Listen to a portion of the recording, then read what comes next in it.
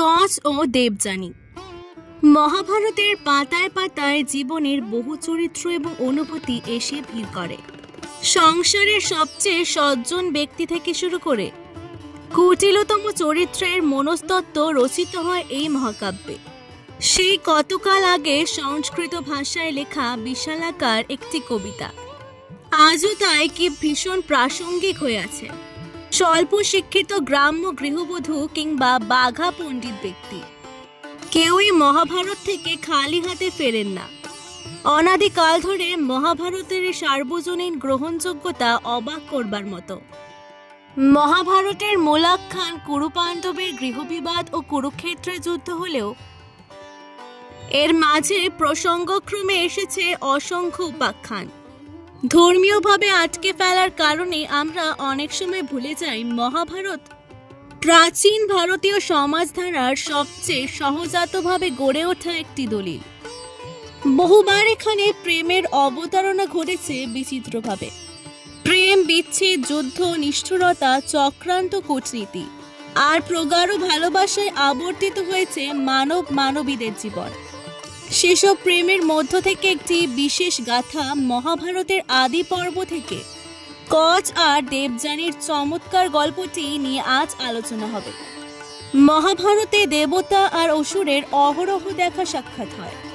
ত্রিলোকের ক্ষমতা নিয়ে একবার তাদের মধ্যে ভয়ানক যুদ্ধ দেখা দিল। যুদ্ধে দেবতারা বৃহস্পতি এবং অসুররা শুক্রাচার্যের পৌরোহিত্য গ্রহণ করলেন। শুক্রাচার্য মৃত সঞ্জীবনী বিদ্যা জানতেন। এই বিদ্যা দিয়ে মন্ত্র বলে মৃত ব্যক্তিকে আবার জীবিত করে তোলা সম্ভব। দানবদের তখন ভীষণ সুসময়। দেবতারা যে সকল দানবকে যুদ্ধে পরাজিত করে মারতেন, শুক্রাচার্য নিমেষেই তাদের দেহে প্রাণ প্রতিষ্ঠা করতে পারতেন। দেবতারা এই সমস্যার কোনো কুলকিনারা দেখছেন না। একে একে সব মৃত দানবের দেহে প্রাণ প্রতিষ্ঠা হলে যুদ্ধ টিকে থাকা দুরূহ ব্যাপার। দেবতারা সকলে মিলে বৃহস্পতি পুত্র কচের শরণাপন্ন হলেন। তখন কচ তরুণ সুদর্শন যুবক, শিল্পকলায় বিশেষ পারদর্শী।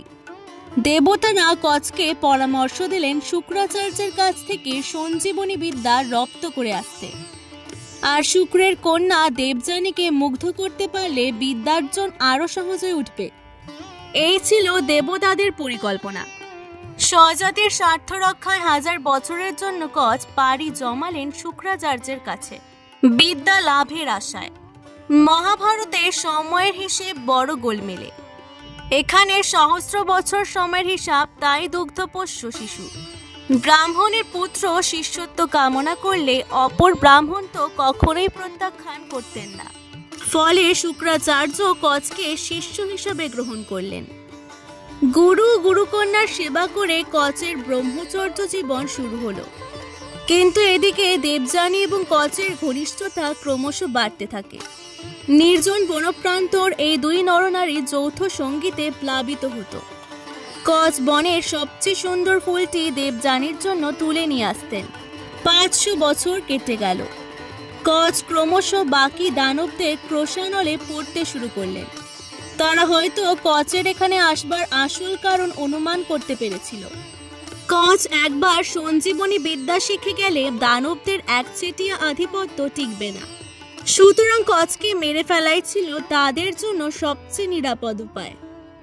কচের উপর শুক্রের গাভীদের দেখাশোনা করবার ভার ছিল।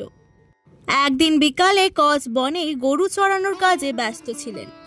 এই সুযোগে দানবেরা কচকে মেরে ফেলে। তার মৃতদেহ খণ্ড খণ্ড করে কুকুরকে খাইয়ে দিল। সূর্য অস্ত গেল। গরুর দল ঘরে ফিরে এলো। কচকে না দেখে দেবযানী দুশ্চিন্তার মধ্যে পড়ে গেলেন। শুক্রের কাছে গিয়ে নিজের আশঙ্কা জানালেন দেবযানী।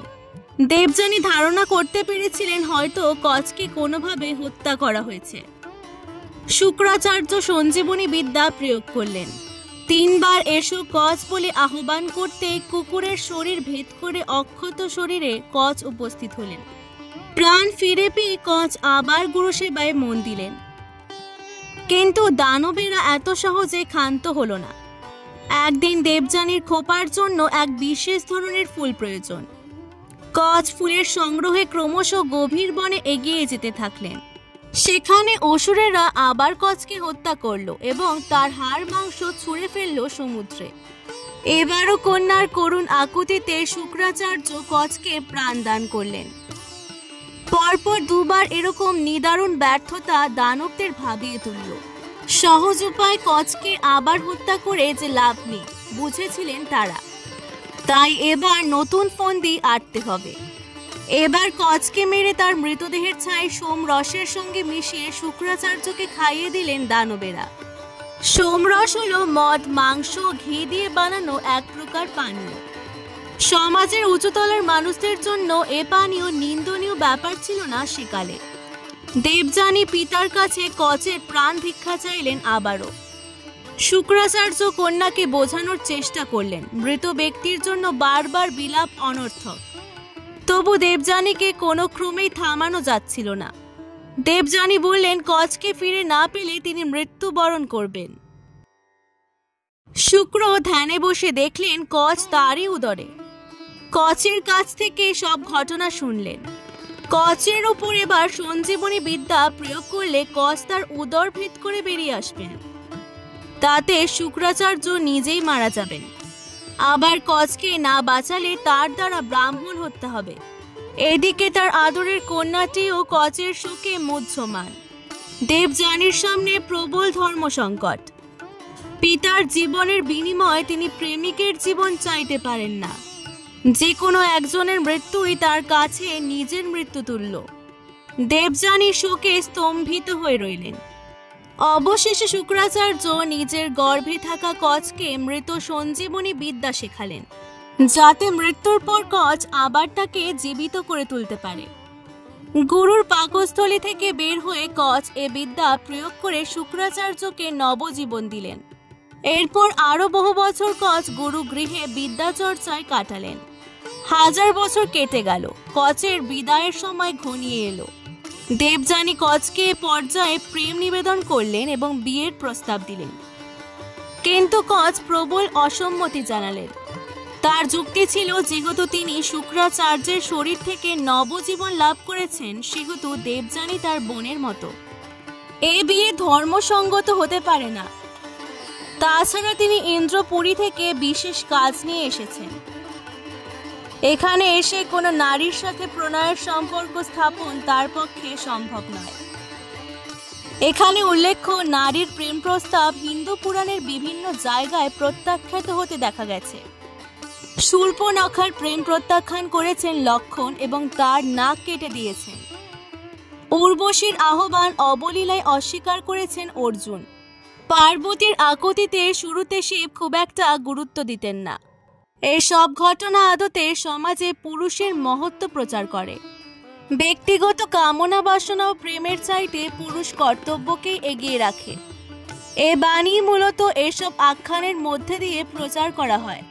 তবে দেবযানী এখানে আদর্শ ভারতীয় নারীর সেই তথাকথিত রূপটি পালন করেন না, যে নারী যাবতীয় অবমাননা নীরবে সহ্য করে।